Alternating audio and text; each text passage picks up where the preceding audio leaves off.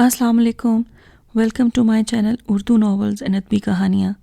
پیش خدمت ہے میں نے خوابوں کا شجر دیکھا ہے کہ تیسری اور آخری قسط۔ سب کچھ غصے میں ہوا تھا، مگر سب کچھ ہو گیا تھا۔ مجھے لگا تھا جیسے کسی نے میرے وجود کی آگ کو ٹھنڈے پانی سے بجھا دیا تھا۔ خالہ کے چہرے پر بھی عجیب سا سکون اور ٹھہراؤ تھا۔ ہاں، وہ عمر حسن کو بس دیکھتی جا رہی تھی۔ اس کے چہرے پر کوئی تاثر نہیں تھا، مگر اس کی آنکھوں میں بے یقینی تھی، بلا کی بے یقینی۔ اور عمر حسن اب بھی سرخ آنکھوں اور سرخ چہرے کے ساتھ اس کے جانے کا منتظر تھا۔ میں بھی اب وہاں نہیں رہنا چاہتی تھی۔ جو ہونا تھا ہو چکا تھا۔ اب اس ڈرامے سے میری ایگزٹ ہو جانی چاہیے تھی۔ میں اسی طرح بہتے آنسوؤں کے ساتھ چہرہ چھپاتی تقریباً بھاگتی ہوئی اپنے گھر آ گئی تھی۔ بعد میں کچھ بھی نہیں ہوا تھا۔ ہاں، خالہ نے بتایا تھا کہ ثنا کچھ کہے اور کچھ لیے بغیر وہاں سے اسی خاموشی سے چلی گئی تھی۔ اس کے جانے کے کچھ دیر بعد عمر حسن بھی وہاں سے چلا گیا تھا اور پھر ساری رات واپس نہیں آیا تھا۔ اس نے دوسرے دن تحریری طور پر بھی اسے طلاق بھجوا دی تھی۔ اب ان دونوں کے درمیان مصالحت کا کوئی امکان نہیں رہا تھا۔ پتہ نہیں کیوں، لیکن ثنا کے گھر سے کوئی اس کا جہیز کا سامان لینے بھی نہیں آیا تھا۔ عمر ایک دن خود ہی ساری چیزیں اکٹھی کر کے ان کے گھر پہنچا آیا تھا۔ خالہ نے مجھے بتایا تھا کہ اس نے ثنا کے ابو سے کہا تھا کہ جو چیزیں وہ بیچ چکا ہے اور جو روپیہ اس نے ثنا سے لیا تھا وہ انہیں 2-3 ماہ تک واپس کر دے گا۔ میرے راستے کی ہر رکاوٹ دور ہوتی گئی۔ میں نے اپنے کارڈز بڑی مہارت کے ساتھ کھیلے تھے۔ میں صرف خالہ کے گھر ہی میں نہیں روئی تھی، گھر آ کر بھی میں نے امی کو اسی طرح روتے ہوئے سب کچھ بتایا تھا کہ کس طرح ثنا نے مجھ پر عمر کے ساتھ تعلقات کا الزام لگایا ہے۔ میں نے اپنی طرف سے بات کو بڑھا چڑھا کر پیش کیا تھا۔ امی اور خالہ نے کوشش کی تھی کہ اس جھگڑے میں کہیں میرا ذکر نہ آئے، لیکن میں چاہتی تھی کہ ایسا ہو۔ میں نے اپنی ہر کزن، ہر دوست کو یہ سب بتایا تھا کہ یہ طلاق میری وجہ سے ہونے والے جھگڑے کی وجہ سے ہوئی ہے۔ میں چاہتی تھی کہ ہر جگہ میرا نام عمر حسن کے نام کے ساتھ آئے، ہم دونوں کی بدنامی ہو اور پھر امی مجھے اس سے بیاہ دیں، اور شاید اس سب کے بغیر عمر حسن بھی مجھ سے کبھی شادی نہ کرتا۔ ویسا ہی ہوا تھا جیسا میں نے چاہا تھا۔ 2-3 ماہ میں پورا محلہ اور پورا خاندان ہمارے رشتے کے بارے میں چہ میں گوئیاں کرنے لگا تھا۔ میں نے خالہ کے گھر جانا چھوڑ دیا۔ میں ظاہر کرنا چاہتی تھی کہ ثنا کی وجہ سے میں بدنام ہو گئی ہوں، میری زندگی برباد ہو گئی ہے۔ خالہ بھی مجھ سے شرمندہ تھیں۔ وہ جب بھی آتی ان کے سامنے میں پہروں روتی، ان کے سامنے اپنی قسمت کی دہائیاں دیتی۔ ان کے دل کا بوجھ اور بڑھ جاتا۔ انہوں نے عمر حسن کی طرف سے بھی مجھ سے معافی مانگی تھی۔ وہ شرمندہ تھا کہ اس کی بیوی کی وجہ سے میرے خلاف لوگوں میں اس قسم کی باتیں ہو رہی ہیں۔ امی بڑی محنت سے دن رات میرے رشتے کی تلاش میں مصروف تھیں۔ 2-3 جگہ انہوں نے میری بات طے کرنے کی کوشش کی، اور جب بات طے ہونے لگتی تو میں کسی نہ کسی طرح اس سارے معاملے کی خبر ان لوگوں تک پہنچا دیتی۔ نتیجہ ان کے انکار کی صورت میں ہوتا۔ میرے ماں باپ اس صورتحال سے بے حد پریشان تھے، لیکن میں نہیں تھی۔ پھر میں نے امی سے کہہ دیا تھا کہ میں بدنام تو اس کے ساتھ ہو چکی ہوں، بہتر ہے کہ وہیں میری شادی کر دیں۔ شروع میں امی کو میری اس بات پر شوق لگا اور انہوں نے صاف انکار کر دیا تھا، لیکن جب میں نے ان سے کہا کہ اگر کہیں اور میری شادی ہو بھی گئی اور بعد میں ان لوگوں کو اس معاملے کے بارے میں پتہ چلا تو پھر کیا ہوگا؟ میری زندگی تو ایک بار پھر خراب ہو جائے گی۔ امی میری اس بات پر سوچنے پر مجبور ہو گئی تھیں۔ انہوں نے خالہ سے بات کی تھی، وہ تو پہلے ہی تیار تھیں۔ عمر حسن شادی پر رضامند نہیں تھا، لیکن میرے ماں باپ اور خالہ اور خالو نے پتہ نہیں اسے کیا کیا واسطے دیے، کیا کیا دلیلیں دیں کہ وہ مجبور ہو گیا تھا۔ ثنا کو طلاق دینے کے پورے 4.5 ماہ کے بعد اس سے میری شادی ہو گئی، اور شادی بے حد دھوم دھام سے ہوئی تھی۔ خالہ نے اپنے سارے ارمان نکالے تھے، اور ہمارے گھر کی بھی یہ پہلی شادی تھی۔ عمر حسن میرا کیا ہوا تھا؟ مجھے لگتا تھا پوری دنیا میری ہو گئی ہے۔ کسی نے محبت میں اتنے صبر آزما لمحات نہیں گزارے ہوں گے جتنے میں نے گزارے تھے۔ کسی نے کسی کو پانے کے لیے اتنی دعائیں نہیں کی ہوں گی جتنی میں نے کی تھیں، اور میں نے اسے پا ہی لیا تھا۔ وہ شادی پر بجھا تھا، مجھے کوئی پریشانی نہیں تھی۔ اس نے شادی کی رات کو مجھ سے معافی مانگی تھی کہ اس کے اور ثنا کے جھگڑے کی وجہ سے مجھے اتنی پریشانی اٹھانی پڑی۔ میرا دل چاہا کہ میں اس سے کہوں کہ مجھے کوئی پریشانی نہیں تھی۔ جو واحد پریشانی تھی وہ 4.5 ماہ پہلے جا چکی تھی، مگر میں نے اسے کچھ نہیں کہا۔ میں بے حد خوش تھی، بہت مسرور تھی۔ اس کے کمرے میں آنے کے لیے خواب پتہ نہیں میں نے کب سے دیکھنے شروع کیے تھے، اور میں وہاں آ ہی گئی تھی، اس کی بیوی بن کر۔ لوگوں کا عشق شادی کے بعد ختم ہونا شروع ہو جاتا ہے، میرا اور بڑھنے لگا تھا۔ میرا بس نہیں چلتا تھا کہ میں خود کو اس کے قدموں کے نیچے بچھا دوں۔ میں اس کا ہر کام اپنے ہاتھوں سے کرتی، وہ اگر دن کو رات کہتا تو میں رات کہتی۔ بس میں یہ چاہتی تھی کہ اسے کبھی بھی ایک لمحے کے لیے بھی ثنا یاد نہ آئے، وہ اس کے بارے میں نہ سوچے، وہ کہیں میرا اور اس کا موازنہ نہ کرے۔ مگر پتہ نہیں کیا بات تھی، میں اس کے معاملے میں جتنی پرجوش ہوتی گئی وہ اتنا ہی سرد ہوتا گیا۔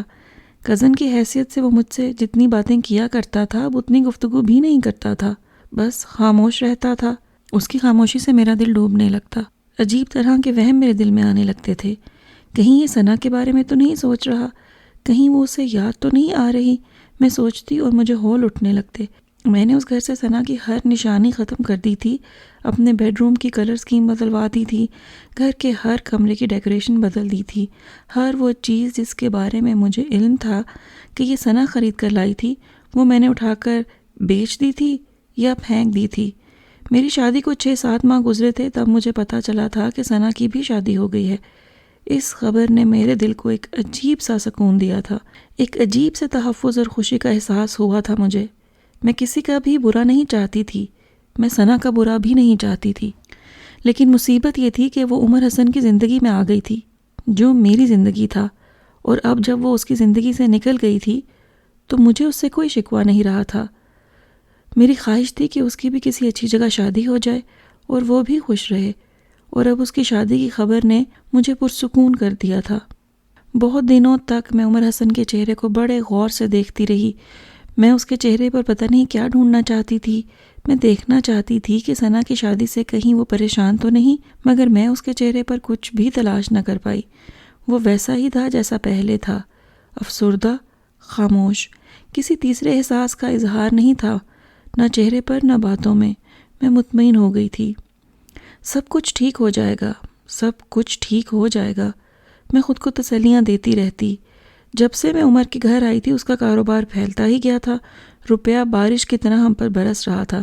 خالہ ہر ایک سے کہتی کہ میں ان کے گھر کے لیے بہت خوش قسمت ہوں، میری وجہ سے گھر میں روپیہ آ رہا ہے، میری وجہ سے کاروبار ترقی کر رہا ہے۔ میں ان کی باتوں پر بے حد مسرور ہوتی، مجھے بے حد فخر ہوتا۔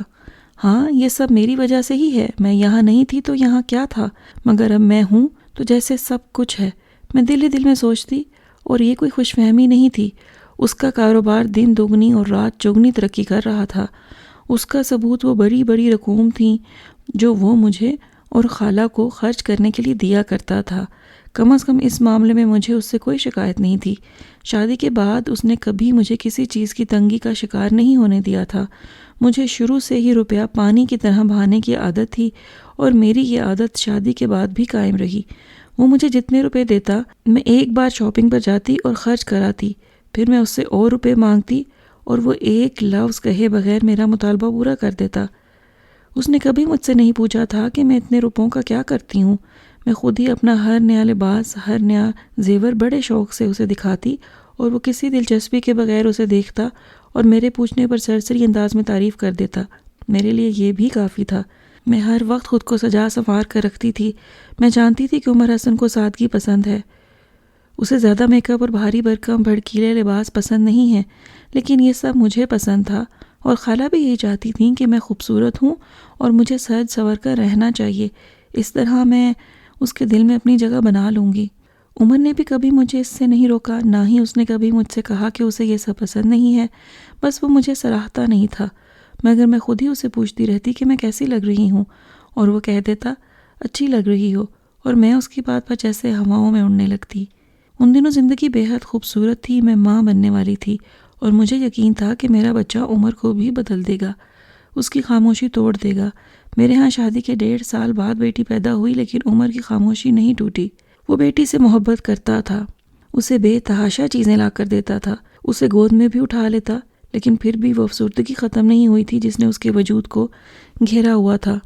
مگر اب میں مطمئن تھی، میری پوزیشن اولاد ہونے کے بعد بہت مضبوط ہو چکی تھی۔ مجھے کوئی اس گھر سے ثنا کی طرح نہیں نکال سکتا تھا۔ عمر ویسے بھی بہت مصروف رہنے لگا تھا، کیونکہ وہ اپنی فیکٹری بنوا رہا تھا۔ اس کے پاس فرصت اب بہت کم ہی ہوتی تھی۔ آہستہ آہستہ وقت گزرتا جا رہا تھا۔ خالہ سے بھی میرے تعلقات اتنے خوشگوار نہیں رہے تھے۔ کچھ عرصے تک انہوں نے میرے بڑے ناز اور لاڈ اٹھائے تھے، مگر پھر انہیں میری بہت سی باتوں پر اعتراض ہونے لگا تھا۔ میں بازاروں میں بہت جاتی ہوں، میں گھر کے معاملات میں ان کی رائے نہیں لیتی، میں کہیں جانے سے پہلے ان سے اجازت نہیں لیتی، میں اپنے گھر اتنے چکر کیوں لگاتی ہوں، میں بہت فضول خرچ ہوں، میں گھر کے کاموں کو ہاتھ نہیں لگاتی، میرے مزاج آسمان پر رہتے ہیں، میں نے عمر کو ان سے بالکل جدا کر دیا ہے، وہ ان کے پاس آ کر بیٹھتا ہی نہیں۔ کوئی ایک شکایت نہیں تھی انہیں مجھ سے، انہیں تو بس شروع سے بولنے کی عادت تھی۔ یہ عادت اب کیسے چھوٹ جاتی؟ مگر میں کوئی ثنا نہیں تھی جو زبان پر ٹیپ لگا کر پھرتی۔ پھر جب میرے شوہر کو میری کسی بات پر اعتراض نہیں تھا تو وہ اعتراض کرنے والی کون ہوتی تھی؟ عمر کو میں نے ان سے جدا نہیں کیا تھا، وہ خود ان کے پاس نہیں بیٹھتا تھا، پھر میں اسے کیسے پکڑ پکڑ کر ان کے پاس بٹھاتی؟ اور یہ اچھا ہی تھا، ان کے پاس بیٹھ کر اس نے کیا سننا تھا؟ میری شکایتیں۔ ایک دو بار خالہ سے میرا بہت زیادہ جھگڑا بھی ہوا تھا، اور خالہ نے جب عمر سے اس بارے میں شکایت کی تو اس نے بڑی تلخی سے ان سے کہا تھا وہ آئندہ میرے بارے میں اس سے کوئی شکایت نہ کریں، وہ ایک لفظ نہیں سنے گا۔ خالہ اس کی بات پر جیسے شوق میں آ گئی تھی، مگر مجھے بے حد فخر ہوا تھا خود پر اور عمر پر۔ اس کے دل میں میرے لیے کچھ تھا، تبھی اس نے میری طرفداری کی تھی، اس سے میری محبت میں اور بھی اضافہ ہو گیا تھا۔ ہماری شادی کو 3 سال ہو گئے تھے، اور پتہ نہیں کیوں لیکن ایک دم عمر کے رویے میں بہت بڑی تبدیلی آ گئی تھی۔ وہ بے حد پریشان رہنے لگا تھا۔ بعض دفعہ رات کو میری آنکھ کھلتی تو وہ سگریٹ پر سگریٹ پھونک رہا ہوتا۔ میں نے اس کی پریشانی کی وجہ جاننے کی کوشش کی تھی، مگر وہ خاموش ہی رہا تھا، بلکہ کافی بے رخی کے ساتھ مجھے جھڑک دیا تھا۔ ان دنوں وہ ارم سے بھی کھچا کھچا رہتا تھا۔ میرا خیال تھا کہ شاید وہ کسی کاروباری مسئلے کی وجہ سے پریشان تھا، مگر اب کاروبار اتنا پھیل چکا تھا کہ میں کم از کم یہ نہیں سوچ سکتی تھی کہ پہلے جیسے حالات لوٹ آئیں گے۔ اس کی کیفیت 2-3 ماہ رہی تھی۔ وہ زیادہ وقت گھر میں گزارتا، نہ ہی مجھ سے بات کرتا، اور اگر میں اسے بات کرنے کی کوشش کرتی تو وہ کاٹ کھانے کو دوڑتا۔ اگر کبھی اس کے کندھے پر بھی ہاتھ رکھ دیتی تو وہ یوں میرا ہاتھ جھٹکتا جیسے میں کوئی غلیظ چیز ہوں۔ اس نے ان 2-3 ماہ میں ایک بار بھی ارم کو نہیں اٹھایا تھا، نہ ہی اس کے پاس گیا۔ میں اس کے رویے پر بے حد پریشان تھی۔ ان دنوں ایک بار پھر میں نے خلوص نیت سے خدا سے اس کے ٹھیک ہو جانے کی دعا کی، اور ایک بار پھر میری دعا قبول ہو گئی تھی۔ 2-3 ماہ تک اسی طرح رہنے کے بعد وہ آہستہ آہستہ ٹھیک ہو گیا تھا، اور صرف ٹھیک نہیں ہوا تھا بلکہ اس کے چہرے کی مسکراہٹ بھی لوٹ آئی تھی۔ شادی کے 3 سال بعد وہ اس افسردگی سے نکل آیا تھا۔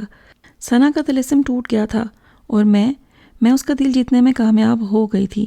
اب وہ اکثر مجھ سے بات کر لیا کرتا، کبھی مجھے کوئی گفٹ بھی لا دیتا، کبھی اپنے ساتھ کہیں گھمانے بھی لے جاتا۔ ارم سے بھی پہلے سے زیادہ محبت کرنے لگا۔ ہاں، خالہ کے ساتھ اس کا رویہ ویسا ہی تھا، ان کے ساتھ وہ اب بھی کھچا کھچا ہی رہتا تھا۔ ہر ماہ وہ کھڑے کھڑے انہیں کچھ رقم دیتا تھا، ان کا حال احوال پوچھتا اور چلا جاتا۔ خالہ بعد میں بولتی رہتی لیکن کوئی ان کی نہیں سنتا تھا۔ وقت آہستہ آہستہ گزرتا جا رہا تھا۔ ہماری شادی کو 10 سال ہو گئے تھے۔ ان 10 سالوں میں بہت سی تبدیلیاں آ گئی تھیں۔ میرے ہاں ایک اور بیٹی پیدا ہوئی تھی۔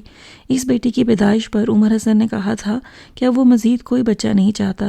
مجھے بیٹے کی بے پناہ خواہش تھی، اور میں نے بہت اصرار کیا تھا کہ کم از کم ایک بیٹا ضرور ہونا چاہیے، مگر اس نے بڑی سختی سے میرے اس مطالبے کو رد کر دیا۔ وقت آہستہ آہستہ گزرتا جا رہا تھا۔ ہماری شادی کو 10 سال ہو گئے تھے۔ ان 10 سالوں میں بہت سی تبدیلیاں آ گئی تھیں۔ میرے ہاں ایک اور بیٹی پیدا ہوئی تھی، اور بیٹی کی پیدائش پر عمر حسن نے کہا تھا کہ اب وہ مزید کوئی بچہ نہیں چاہتا۔ مجھے بیٹے کی بے پناہ خواہش تھی، اور میں نے بہت اصرار کیا تھا کہ کم از کم ایک بیٹا ضرور ہونا چاہیے، مگر اس نے بڑی سختی سے میرے اس مطالبے کو رد کر دیا تھا۔ اس نے کہا تھا کہ 2 بچے کافی ہیں، اور انہی کی اچھی تعلیم و تربیت کرنا چاہتا ہے۔ 2 سے زیادہ بچوں کو وہ وقت نہیں دے سکتا، اور بیٹے اور بیٹیوں سے کوئی فرق نہیں پڑتا، بس اولاد اچھی ہونی چاہیے۔ مجھے اس کی باتوں پر خوشی اور حوصلہ ہوا تھا کہ اس کے نزدیک بیٹیاں بھی بیٹوں کے برابر ہیں، لیکن میرے دل میں پھر بھی بیٹے کا ملال ضرور تھا۔ مجھے اس کی کمی محسوس ہوتی تھی۔ آخر اتنا بڑا کاروبار کل کو کون سنبھالتا؟ عمر کو اس کی بھی فکر نہیں تھی۔ اس نے اپنے چھوٹے بھائی کو بھی اپنے ساتھ بزنس میں لگایا ہوا تھا، اور یقیناً وہ سوچتا ہوگا کہ عنصر اس کے بعد کاروبار سنبھال سکتا ہے، لیکن میں اپنے دل میں کچھ اور منصوبے رکھتی تھی۔ اگر بیٹا نہیں تو پھر میرے دامادوں کو ہی یہ کاروبار سنبھالنا چاہیے۔ میں نے اپنے دل میں طے کر رکھا تھا، بزنس تھا کہ وہ پھیلتا ہی جا رہا تھا۔ پہلے ایک فیکٹری تھی، اب 3 فیکٹریاں تھیں، اور عمر بھی اب پاگلوں کی طرح رات دن بزنس میں لگا رہتا۔ مہینے میں ایک بار ضرور یا تو اسے کراچی جانا پڑتا یا پھر بیرون ملک، اور ہر دفعہ واپسی پر کوئی نہ کوئی نیا کانٹریکٹ ضرور اس کے ساتھ ہوتا۔ میں اس کے بڑھتے ہوئے بزنس پر بے حد خوش تھی، اس لیے میں نے کبھی گھر میں کم وقت دینے پر اس پر اعتراض نہیں کیا۔ وہ سب کچھ میرے گھر کے لیے ہی کر رہا تھا، میرے بچوں کے لیے کر رہا تھا، میرے لیے کر رہا تھا۔ میں جانتی تھی پھر مجھے اعتراض کیوں ہوتا۔ وہ ان 10 سالوں میں اپنی سب سے چھوٹی بہن کی شادی کر چکا تھا، انصر کی بھی شادی ہو گئی تھی۔ شادی کے 6 سال ایک حادثے میں چچا کا انتقال ہو گیا تھا۔ اگلے ہی سال ہم اپنے گھر میں منتقل ہو گئے تھے۔ خالہ کو ہم ساتھ نہیں لا سکے، وہ خود بھی آنا نہیں چاہتی تھیں۔ وہ انصر اور اس کی بیوی کے ساتھ اسی پرانے گھر میں تھیں۔ اب ان کا سارا تنتنا ختم ہو چکا تھا۔ وہ بے حد خاموش رہنے لگی تھیں اور گوشہ نشین ہو گئی تھیں۔ سارا دن وہ اپنے کمرے کے ایک کونے میں تسبیح لیے بیٹھی رہتیں۔ اس عمر میں آ کر سب ایسے ہی خاموش ہو جاتے ہیں۔ کسی کو پتہ نہیں چلتا کہ اس خاموشی سے پہلے لوگوں نے کیسے کیسے طوفان برپا کیے ہوئے تھے۔ ساری عمر خالہ نے بھی اپنی زبان سے لوگوں کو نشتر کی طرح کاٹا تھا، اور اب انہیں اپنی آخرت کا احساس ہوتا ہوگا۔ میں جب بھی خالہ کو دیکھتی مجھے یہی خیال آتا تھا۔ کبھی کبھی جب میں پچھلے 10 سال کے بارے میں سوچنے بیٹھتی تو مجھے خیال آتا کہ عمر حسن کو جیتنے کے لیے میں نے کیسی جنگ لڑی تھی، کون سا جتن تھا جو میں نے نہیں کیا تھا، کون سا حربہ تھا جو نہیں آزمایا تھا۔ مانتی ہوں میں نے کچھ ناجائز کام بھی کیے تھے، لیکن محبت اور جنگ میں سب جائز ہوتا ہے۔ عمر حسن میری محبت تھا اور ثنا سے میری جنگ تھی۔ پھر میں نے وہی کیا جو جائز تھا، کم از کم میری نظر میں۔ اور کیا ہوا تھا؟ کس کا گھر تباہ ہوا تھا؟ سب کچھ ٹھیک ہو گیا تھا۔ عمر کا گھر تباہ ہوا مگر اس کی شادی مجھ سے ہو گئی، اور آج وہ بے حد خوش ہے۔ کون سی چیز ہے جو اس کے پاس نہیں ہے؟ ثنا کا گھر برباد ہوا مگر اس کی بھی شادی ہو گئی، وہ بھی اپنے گھر میں خوش ہوگی۔ میری خواہش عمر حسن تھا، مجھے بھی وہ مل گیا۔ میری زندگی بھی برباد ہونے سے بچ گئی۔ بعض دفعہ ایک گھر توڑنے سے بہت سی زندگیاں سنور جاتی ہیں۔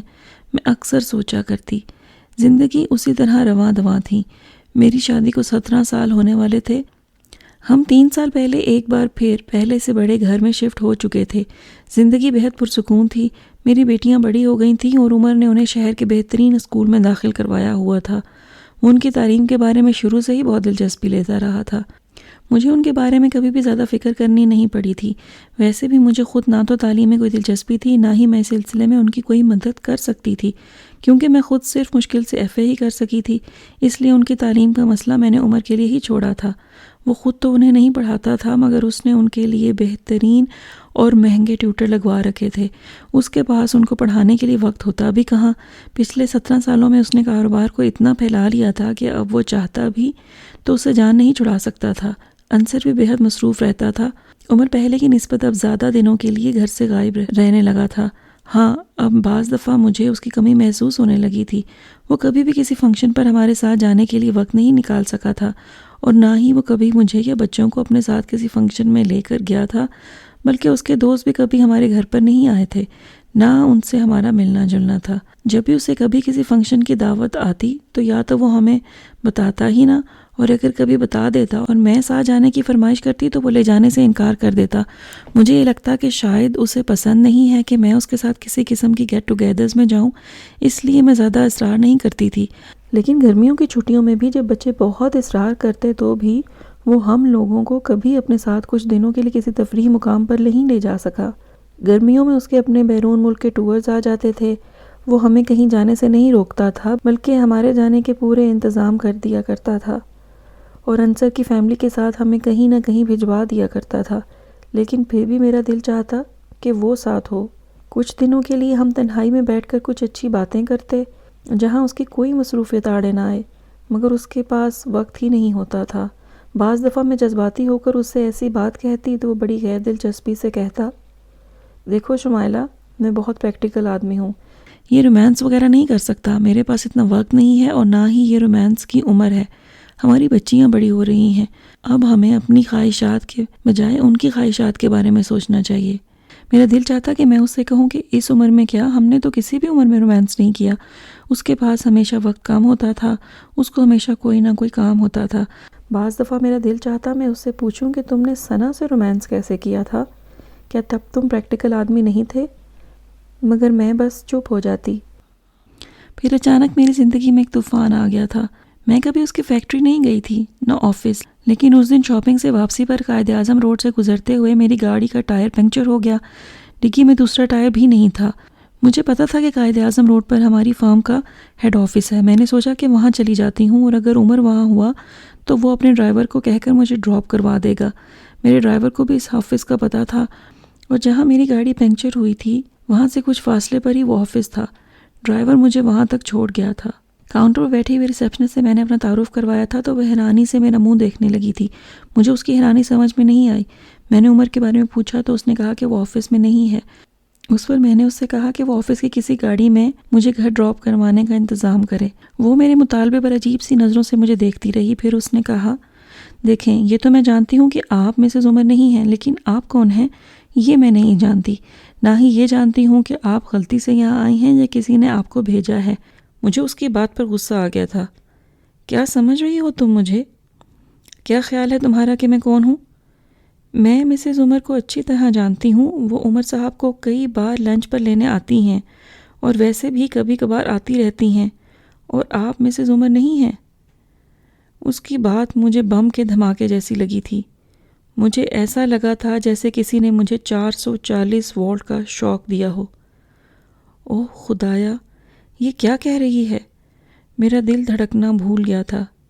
عمر تم؟ میں آگے کچھ نہیں سوچ سکی۔ میرے تاثرات سے بے خبر وہ کہہ رہی تھی، اگر آپ مسز عمر ہیں تو آپ کو اپنے گھر کا علم ہونا چاہیے۔ آپ اپنے گھر کا ایڈریس بتا دیں۔ میں نے عجیب سی کیفیت میں اپنے گھر کا ایڈریس دہرا دیا۔ اس کے چہرے پر ایک طنزیہ مسکراہٹ ابھری۔ لیکن عمر صاحب کے گھر کا address 104 D block model town ہے۔ گلبرگ میں ان کے بھائی کا گھر ضرور ہے، مگر اس کا ایڈریس بھی وہ نہیں جو آپ بتا رہی ہیں۔ آپ کوئی بہت بڑی فراڈ۔ میں نے اس کی پوری بات سننا گوارا نہیں کیا تھا۔ تیز قدموں سے میں آفس سے باہر نکل آئی تھی۔ میں بے حد طیش میں اس جگہ آئی جہاں میری گاڑی کھڑی تھی۔ گاڑی اب بھی وہیں تھی، لیکن ڈرائیور نہیں تھا۔ شاید وہ پاس کی کسی دکان سے کسی آدمی کو لینے گیا تھا۔ میں وہیں کھڑی اس کا انتظار کرتی رہی۔ وہ گاڑی کا ٹائر اتار کر پاس ہی کہیں پنکچر لگوانے گیا تھا۔ جب وہ آیا تو میں نے اسے گھر کے بجائے ماڈل ٹاؤن کا ایڈریس بتا کر وہاں چلنے کے لیے کہا۔ وہ مجھے مطلوبہ گھر کے سامنے لے آیا تھا۔ اس گھر کے سامنے میرا گھر ایک جھونپڑی تھا۔ وہ گھر بلا شبہ خوبصورتی کا شاہکار تھا۔ عمر حسن، میں تمہیں معاف نہیں کروں گی، کبھی نہیں۔ میں نے اپنے دل میں عزم کیا تھا۔ میں اس گھر کے اندر چلی گئی تھی۔ میرا وجود جیسے آگ میں جل رہا تھا۔ جی چاہ رہا تھا میں اس گھر کو، اس کی ہر چیز کو آگ لگا دوں۔ پھر وہ بچہ میرے سامنے آیا تھا، اور میرا دل چاہا میں اپنے بال نوچنے لگوں، اپنے کپڑے پھاڑ دوں، اس بچے کے ٹکڑے کر دوں۔ عمر حسن، میں تمہیں زندہ نہیں چھوڑوں گی۔ میرا دل لہو لہو ہو رہا تھا۔ میری آنکھوں میں بھی خون اترا ہوا تھا۔ اور پھر میں نے اسے دیکھا تھا، مسز عمر کو، اس عورت کو جس نے میرے حق پر ڈاکہ ڈالا تھا، جس نے میرا گھر برباد کر دیا تھا۔ وہ چہرہ شناسا تھا۔ میں نے اسے دیکھا اور یوں لگا جیسے کسی نے میرے جلتے ہوئے وجود کو ایک برفیلی قبر میں دفن کر دیا ہو۔ ہاں، وہ ثنا تھی، وہی ثنا جس سے میں نے عمر حسن کو چھینا تھا۔ میں کچھ بول نہ سکی، نہ کچھ سوچ سکی۔ اس کی آنکھوں میں بے تحاشا سکون تھا۔ مجھے لگا جیسے اس کی آنکھیں مجھ پر ہنس رہی ہوں۔ اس نے اپنے بیٹے کا ہاتھ تھاما اور اندر چلی گئی۔ میں بھاگتی ہوئی باہر آ گئی۔ 17 سال میں پہلی بار میں دل سے روئی تھی، اور اتنا روئی تھی کہ شاید کبھی کوئی نہیں رویا ہوگا۔ میں جہاں 17 سال پہلے تھی، اب بھی وہیں کھڑی تھی۔ 17 سال میں نے خود کو فریب دے دے کر گزارے تھے، اور مجھے پتا ہی نہیں کہ عمر حسن سراب ہے۔ نہ وہ 17 سال پہلے میرا تھا، نہ اب میرا ہے۔ میں اپنا کمرہ بند کر کے سارا دن ماتم کرتی رہی تھی، اور مجھے اب کرنا ہی کیا تھا؟ وہ رات کو گھر آیا تھا، اسے کچھ کہنے، اسے کچھ بتانے کی ضرورت ہی نہیں پڑی۔ وہ پہلے ہی باعلم تھا اور بے حد پرسکون تھا۔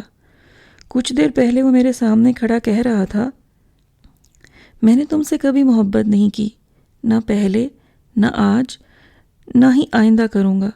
میں تم سے محبت کر ہی نہیں سکتا۔ تم سے میرا رشتہ محبت کا رشتہ ہے نہ ضرورت کا، صرف مجبوری کا رشتہ ہے۔ وہ بڑے سکون سے میرے کانوں میں سور پھونک رہا تھا۔ 17 سال میں پہلی بار وہ اس طرح روبرو مجھ سے باتیں کر رہا تھا۔ اس نے سب کچھ کہا تھا، سب کچھ۔ مجھے خواہش تھی کہ وہ کبھی مجھ سے بہت سی باتیں کرے۔ اس نے آج میری وہ خواہش پوری کر دی تھی۔ عمر، میں نے تم سے بہت محبت کی تھی، تمہارے لیے قربانی دی تھی، تمہارا گھر بسایا تھا، میں نے اس سے کہا تھا۔ اس پر کوئی اثر نہیں ہوا تھا۔ وہ بڑی بے رخی سے مسکرایا تھا۔ یہ سب تمہاری خواہش تھا، میری نہیں۔ میں نے تم سے نہیں کہا تھا کہ مجھ سے محبت کرو، میں نے نہیں کہا تھا کہ میرا گھر بناؤ۔ اور کون سی قربانی دی ہے تم نے میرے لیے؟ کوئی قربانی نہیں دی تم نے۔ قربانی ثنا نے دی تھی، ایک دو نہیں، بہت سی، اور اب تک دیتی آ رہی ہے۔ یہ وہ تھی جو میرے لیے بڑے گھر کو چھوڑ کر آئی تھی۔ یہ وہ تھی جس نے مجھ سے کبھی کوئی مطالبہ نہیں کیا۔ یہ وہی تھی جس نے میری کنگالی کے دنوں میں مجھے اور میرے گھر کو سپورٹ کیا۔ یہ وہ تھی جس نے اپنا پورا زیور میری بہن کی شادی کے لیے بیچ دیا۔ قربانی اگر کسی نے دی تو اس نے دی، تم نے نہیں۔ تمہیں تو سب کچھ ملا، بتاؤ کیا نہیں ملا تمہیں؟ شادی کے بعد کون سی خواہش تمہاری پوری نہیں ہوئی؟ میں نے تمہیں سب کچھ دیا، سب کچھ، تاکہ تم کبھی مجھ پر کوئی احسان نہ جتا سکو۔ مجھ پر اگر کسی کے احسان ہیں تو ثنا کے، اور ایسا کوئی نہیں ہے جس کے احسان کا بدلہ میں نہ دے سکوں۔ اس نے مجھے آسمان سے زمین پر لا پٹکا تھا۔ شمائلہ، میں سب کچھ جان گیا تھا، تمہاری اور امی کی اصلیت، دیر سے صحیح مگر میں پہچان گیا تھا۔ تم نے پوری پلاننگ سے میرا گھر برباد کیا تھا۔ میں تب سوچتا تھا کہ تم صرف امی کے لیے آتی ہو، مگر ثنا ٹھیک کہتی تھی، تم امی کے لیے نہیں، اس گھر کو برباد کرنے کے لیے آتی تھی۔ بہت ہنگامہ مچایا تھا تم نے کہ ثنا نے تمہیں بدنام کر دیا ہے، اب کوئی تم سے شادی کرنے کو تیار نہیں ہے۔ نہیں شمائلہ، تمہیں بدنام ہونے کا کوئی دکھ نہیں تھا، تم بہت خوش تھیں، کیونکہ تم یہی چاہتی تھیں کہ تم بدنام ہو اور میں مجبور ہو کر تم سے شادی کر لوں۔ یا اللہ، کیا ہر انکشاف آج ہی ہوگا؟ میں نے کرب سے آنکھیں بند کر لیں، مگر وہ آواز بند نہیں ہوئی۔ تمہارا والہانہ پن، تمہاری بے اختیاریاں، تمہارے انداز، تمہاری باتوں، ہر چیز نے ثنا کے شبے کی تصدیق کی تھی۔ تم مجھ سے شادی کرنا چاہتی تھیں اور اس کے لیے جو چاہا تم نے کیا۔ میں جان گیا تھا، میں تمہیں جان گیا تھا، تمہارے اندر کیا تھا مجھ سے کچھ بھی چھپا نہیں رہا، لیکن میرے پاس تم سے جان چھڑانے کا کوئی رستہ نہیں تھا۔ مجھے ثنا سے صرف 2 دن کے لیے نفرت ہوئی تھی، صرف 2 دن کے لیے، اور اس 2 دن نے میرے اور اس کے درمیان اتنی دیواریں کھڑی کر دی تھیں جنہیں پار کرنے میں مجھے 3 سال لگ گئے۔ میرے غصے، میری جلد بازی، میری حماقت نے 2.5 سال تک اسے ایک جہنم میں رہنے پر مجبور کیا تھا، اور یہ سب تمہاری وجہ سے ہوا تھا۔ تمہاری وجہ سے میں نے اسے طلاق دی، تمہاری وجہ سے اسے اس شخص کے ساتھ 2.5 سال گزارنے پڑے جس نے اسے جسمانی اور ذہنی دونوں طرح سے ٹارچر کیا تھا۔ تم نے کبھی سگریٹ سے جسم پر پڑنے والے آبلے دیکھے ہیں؟ نہیں، کیونکہ میں نے کبھی تمہارے جسم کو سگریٹ سے نہیں جلایا۔ تمہارے جسم پر کبھی کسی نے ٹھوکریں ماری ہیں؟ نہیں، اس کے جسم پر بہت دفعہ ماری گئی ہیں۔ تمہیں کبھی میں نے بیلٹوں سے پیٹا ہے؟ نہیں، مگر اس کا شوہر اسے پیٹتا رہا ہے۔ تمہیں میں نے کبھی گالی نہیں دی، اسے بہت دی گئی ہیں، اور یہ 1 دن 2 دن یا 1 ہفتہ 2 ہفتہ نہیں ہوا، یہ سب 2.5 سال ہوا ہے، اور یہ سب میری تمہاری وجہ سے ہوا ہے۔ میں اسے طلاق نہ دیتا تو وہ کبھی اس مریض کے ہتھے نہ چڑھتی، اور پھر طلاق کے لیبل سے بچنے کے لیے یہ سب چھپاتی نہ پھرتی، لیکن میں نے اسے طلاق دے دی۔ جو اس نے برداشت کیا ہے وہ تم کبھی نہ کرتی۔ تکلیف اور قربانی کے لفظ تمہیں صرف کہنا ہی آتے ہیں، تم ان کا مطلب نہیں جانتی۔ تم جانتی ہو میں نے اسے کہاں دیکھا تھا؟ وہ ایک سرکاری ہسپتال میں اپنے ہاتھ کی ٹوٹی ہوئی ہڈی اور خون سے لتھڑے ہوئے چہرے کے ساتھ ایک جھمکٹے میں کھڑی تھی، اور مجھے دیکھ کر اس نے اپنے چہرے کو چادر سے چھپا لیا تھا۔ تم اس کرب کا اندازہ نہیں کر سکتی جس سے میں گزرا تھا۔ ثنا وہ تھی جسے میں نے کبھی سخت ہاتھ بھی نہیں لگایا تھا، اور وہ شخص معمولی بات پر اسے جانوروں کی طرح پیٹتا تھا۔ پتہ ہے شمائلہ، اس دن میرا دل کیا چاہا تھا؟ میرا دل چاہتا میں بھی تمہارے جسم پر اسی طرح ٹھوکریں ماروں جیسے وہ اس کے جسم پر مارتا تھا، جلتے ہوئے سگریٹ کو تمہارے جسم پر مسل کر بجھاؤں تاکہ تمہیں پتہ چلے کہ تم نے ثنا کے ساتھ کیا کیا تھا۔ وہ کہتا جا رہا تھا، بس کہتا جا رہا تھا۔ اس کی آنکھوں اور اس کے چہرے پر میرے لیے اتنی نفرت تھی کہ میں اسے دیکھ نہیں پائی۔ میں نے اپنے سر کو گھٹنوں میں چھپا لیا۔ وہ تب بھی خاموش نہیں ہوا تھا۔ میں اس دن تمہیں طلاق دے دینا چاہتا تھا، میں تمہیں رکھنا نہیں چاہتا تھا، مگر مجھے ارم کا خیال آ گیا۔ وہ بہت چھوٹی تھی، اسے ابھی تمہاری ضرورت تھی۔ میں ایک بار پھر جلد بازی نہیں کرنا چاہتا تھا، اس لیے میں نے صبر کیا، پر میں نے وہی کیا جو مجھے کرنا چاہیے تھا۔ میں نے اس کے والدین سے مل کر اس شخص سے اس کو طلاق دلوائی اور پھر اس سے شادی کر لی تھی۔ 1 سال تک ہم دونوں خاموش رہے، ایک دوسرے سے کہنے کے لیے کچھ تھا ہی نہیں۔ وہ اگر کبھی روتی تو مجھ میں اتنی ہمت نہیں ہوتی تھی کہ میں اسے خاموش کروا سکوں، اسے کوئی دلاسا دے سکوں۔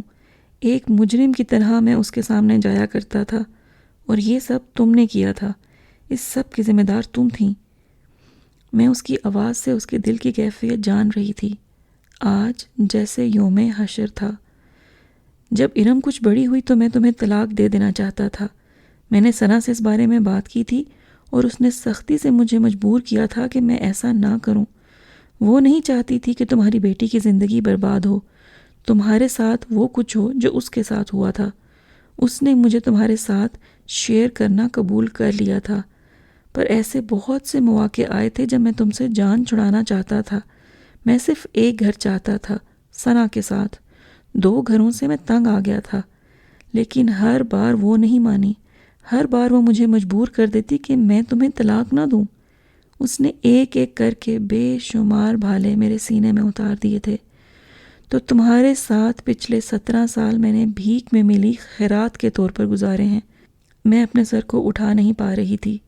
میرے اور ثنا کے 2 بیٹے اور 1 بیٹی ہے۔ میں تم سے اس لیے اور کوئی اولاد نہیں چاہتا تھا کیونکہ میں نہیں چاہتا تھا کہ تمہارا کوئی بیٹا ہو اور ثنا کے بیٹوں کے ساتھ میرے کاروبار کو شیئر کرے۔ میرا سب کچھ ثنا اور اس کی اولاد کا ہے، اور میں چاہتا تھا کہ میرا نام اور میری نسل ثنا سے ہی چلے۔ تم پوچھتی تھی نا کہ اتنے بڑے کاروبار کو کون سنبھالے گا؟ میرے اور ثنا کے بیٹے سنبھالیں گے۔ میں اپنا تقریباً سارا کاروبار اور جائیداد ان 4 کے نام کر چکا ہوں۔ تمہارے لیے میں نے یہ گھر رکھا ہے اور ارم اور اقصیٰ کے لیے بینک میں کچھ روپیہ ڈپازٹ کروا دیا ہے۔ اس کے علاوہ اور کسی چیز پر تم لوگوں کا کوئی حق نہیں ہوگا۔ اس شہر میں مسز عمر کے نام سے اگر کوئی جانا جاتا ہے تو وہ ثنا ہے۔ تم اگر اپنا تعارف اس حوالے سے کرواؤ گی تو لوگوں کے سامنے مذاق کا نشانہ بنو گی، اس لیے آئندہ کبھی اس حوالے سے اپنا تعارف مت کروانا، نہ ہی کبھی دوبارہ میرے گھر جانا۔ تم خاندانی بیوی ہو، مگر دوسری بیوی، ہمیشہ دوسری ہی رہو گی۔ تمہارے لیے اتنا کافی ہے کہ تم شاپنگ کرتی رہو، خاندان سے میل ملاپ رکھو اور وہاں میرے حوالے سے عزت حاصل کرتی رہو، مگر ثنا میری پہلی بیوی ہے، اور جہاں جہاں میں جاؤں گا وہاں میری بیوی کی حیثیت سے وہی جائے گی اور اسے ہی عزت ملے گی، تمہیں نہیں۔ میں نے آنسوؤں سے تر چہرہ اٹھا کر اسے دیکھا تھا۔ وہ آج بھی اتنا ہی دور نظر آ رہا تھا جتنا 17 سال پہلے تھا۔ تم نے اتنے سال مجھ سے یہ سب چھپایا کیوں؟ میں نے اس سے پوچھا تھا۔ ہاں، صرف تم سے میں نے چھپایا تھا، اور کسی سے نہیں۔ امی اور انصر دونوں ثنا سے میری شادی سے واقف ہیں، تمہیں بتانے کی میں نے کبھی ضرورت ہی نہیں محسوس کی۔ میں اس کا چہرہ دیکھتی رہ گئی تھی۔ میرے قدموں تلے سے زمین کھینچنے میں وہ اکیلا نہیں تھا، وہ بے حد مطمئن، بے حد پرسکون تھا۔ اس نے میرے پاس کچھ بھی رہنے نہیں دیا تھا، اور میں پچھلے 17 سالوں میں یہ سوچ کر خوش ہوتی رہی تھی کہ میرے پاس سب کچھ ہے، اور یہ سب کچھ ہمیشہ کے لیے ہے۔ مگر یہ سب فریب تھا۔ ثنا کا آسیب ہمیشہ میری زندگی میں رہا تھا، اور اس آسیب نے ایک بار پھر میرے وجود کو نگل لیا تھا۔ عمر، میں تمہارے ساتھ نہیں رہنا چاہتی، تم مجھے طلاق دے دو۔